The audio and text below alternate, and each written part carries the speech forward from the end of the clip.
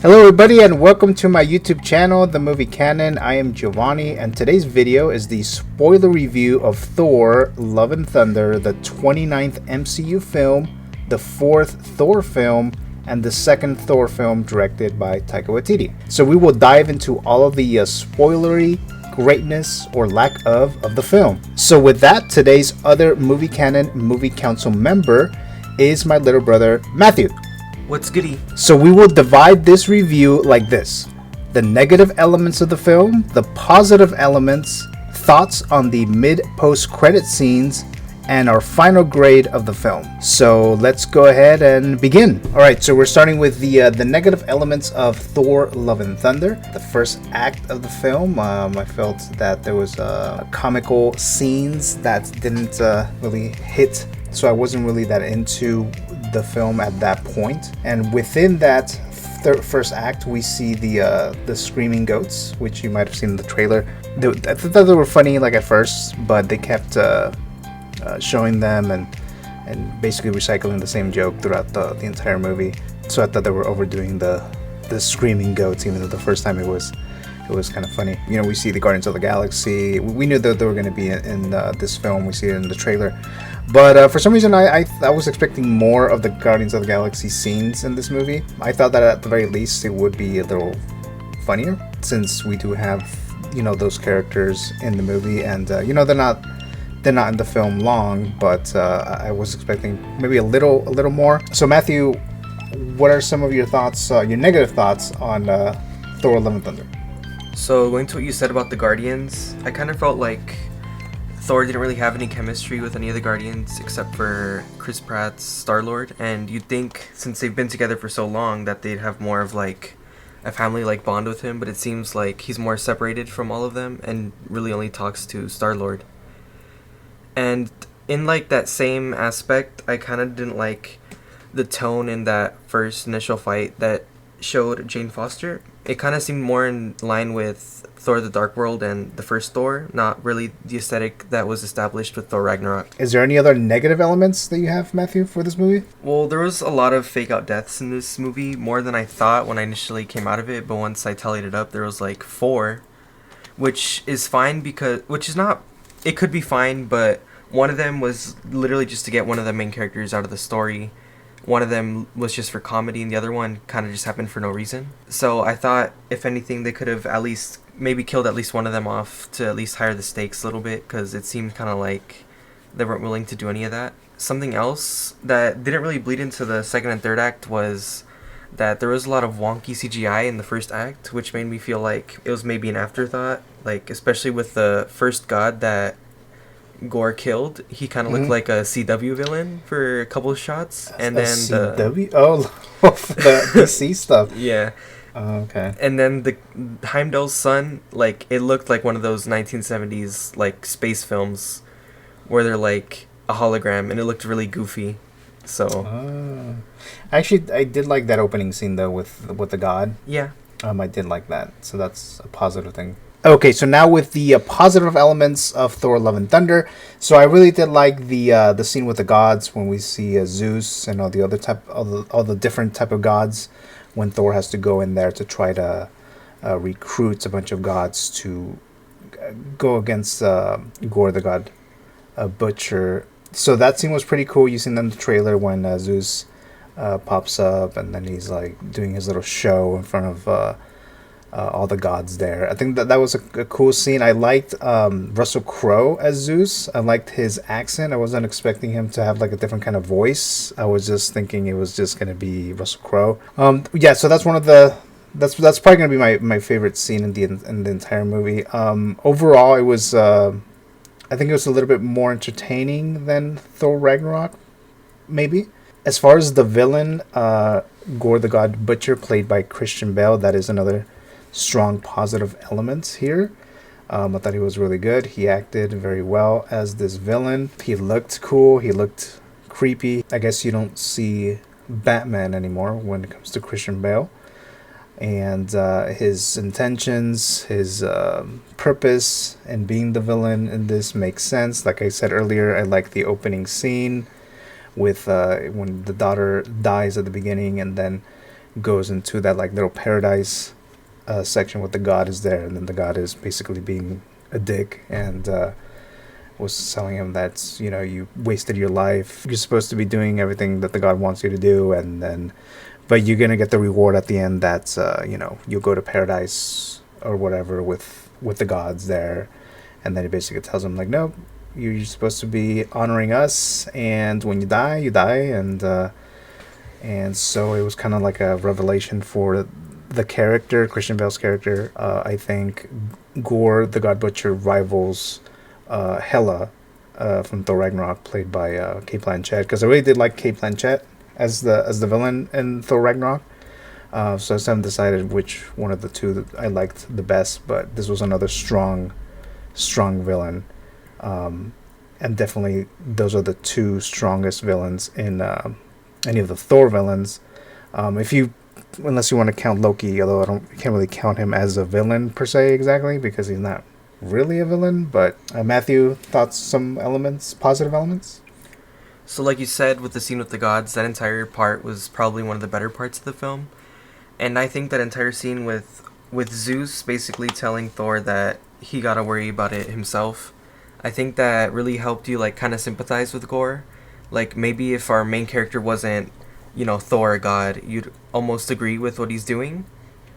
And it just goes to show that the gods really don't care. And another element that I liked was that although this movie was like a comedy, it was a comedy, they were able to keep all the serious moments serious. When one of our main characters has cancer, it wasn't really ever made into a joke. Well, a few times, but not during. That's what I was thinking. Well, not during any serious moments. It was kept serious. What was the joke about? It's like, oh, I have stage 4 cancer. And then she said, out of how many stages? Out of how many stages? Like 4. So, I mean, that was funny. So they were making fun about that. But the director Taika Waititi, he was able to mix, comedy and action and seriousness very well. I think he does that very, very well.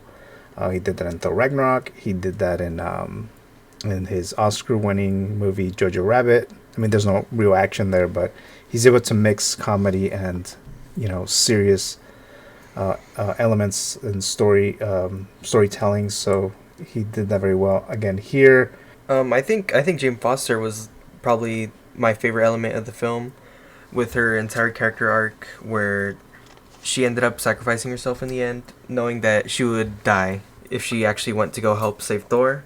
And I thought she was just like really interesting to watch throughout the film, especially towards the end when she was kind of more confident as Thor, making like that joke about "eat my hammer." I thought that was really cool. I was kind of sad that she did end up dying, but I think it does end up helping the story overall.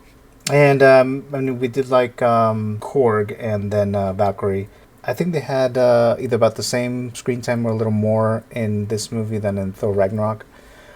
So I thought maybe by keeping Korg, then it might just seem kind of like they're just bringing him back because, he was liked in Thor Ragnarok. But he was good in there. He was the I don't want to say the comic relief, because basically all the characters are comic relief.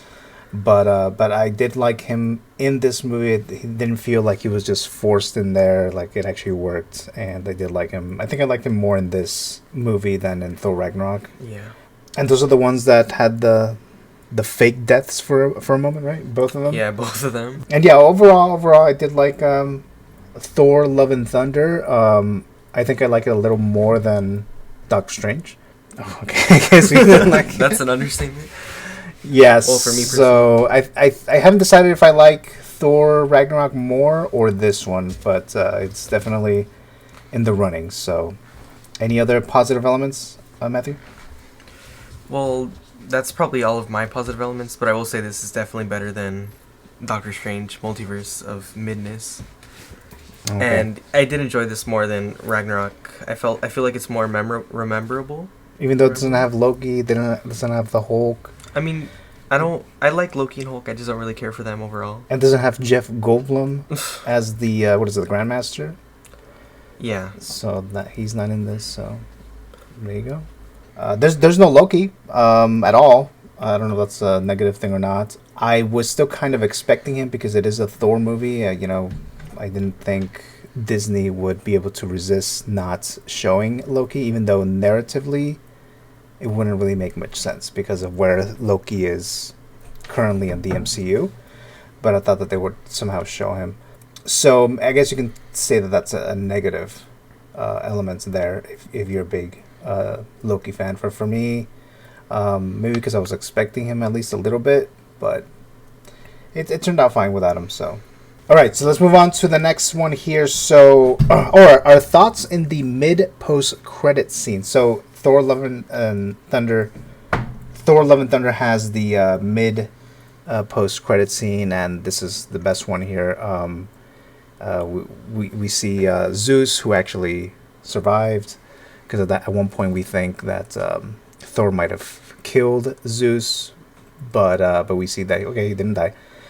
So that was one of the fake deaths, right, Matthew? Yeah.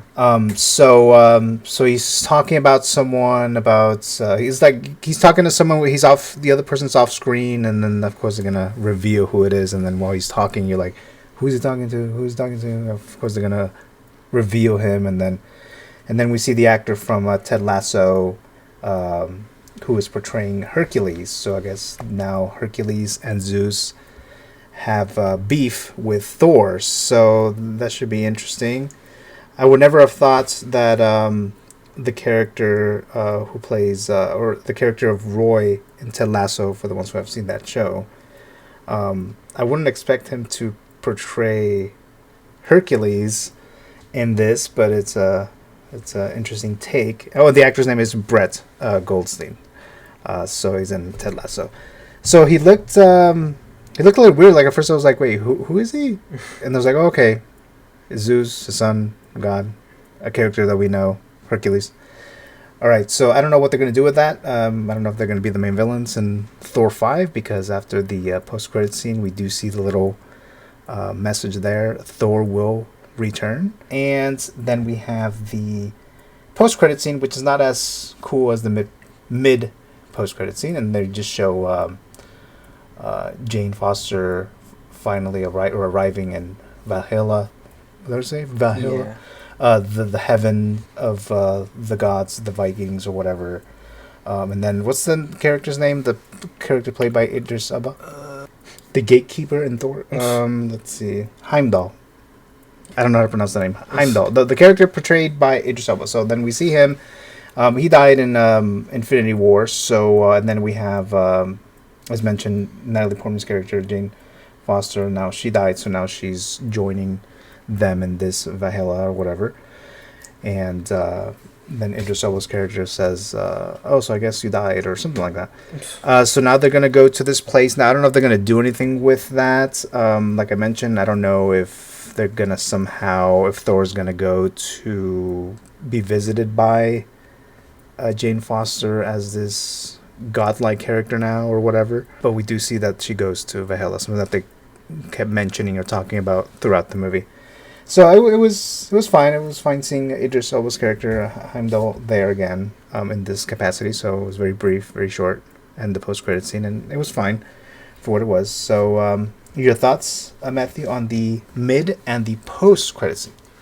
So with the mid-credit scene, I was glad that they finally showed Hercules. I kind of wish Zeus kind of stayed dead, because it would have made Hercules actually have more of a reason to hunt down Thor. Like, kind of like what they do in God of War, where... The game? Yeah, where Kratos actually kills Thor's family, and in the end it shows that Thor is going to hunt him down. So I thought that would have actually made it more impactful for Hercules to actually have a reason to go and kill Thor. Uh-huh. And I'm glad they actually made him, like massive, like, big. Which is, good, because, he's Hercules. He's supposed to be a big, strong man. Although the actor in Ted Lasso, he looks kind of small. So I think it looked like there was some CGI going on in there, and making him look a little bigger, but he seems kind of small, like in Ted Lasso, the show on Apple TV Plus. Not being sponsored. So any other thoughts about the post or mid? So for the post-credit scene, I thought they would. If anything, that's when they would show Loki. I guess they're maybe kind of skeptical to show Loki because of the TV show. They might want to do Yeah. something with that, like maybe put him in the mainline MCU. Maybe that's why they're maybe skeptical to show him like Yeah, I where everyone's guess. dead. Yeah, I thought they would show, but then I think they've showed Loki before in a post-credit scene in another Thor movie. Wasn't it when he's like taking over Asgard, and then he's like, oh, he's what's his name, Odin. He takes over. His I think there was the post-credit scene of Thor. The Dark World, I believe, yeah. So maybe they just didn't want to do that again. But again, narratively speaking, I don't know if it would have made any sense to have Loki appear. But all right, so now the final movie grade of Thor: Love and Thunder. I already posted my grade in Instagram, so follow me on Instagram, the movie canon. So I'm gonna give this a solid B. It's definitely a see it. So in the system of the movie canon movie reviews, we have see it, stream it, or skip it. So this is a see it. Matthew, your grade, and is this a see it, stream it, or skip it? So I would give it a B, leaning more towards an A. I would definitely give it a C. It's definitely the best MCU film of the year. Not like there's much of a battle there, but I also think might be the second best MCU movie of Phase 4. Just between that and Shang-Chi. Or Spider-Man No Way Home? Spider-Man No Way Home's the best one. Oh, good. All right. All right, so that's going to conclude our spoiler review of Thor: Love and Thunder. Thank you so very much for watching or listening. And make sure to subscribe, give this video a like, follow us on Instagram, and I also have a Twitter, the movie canon. So go ahead and do that. Again, thank you so much. And I'll see you guys next time.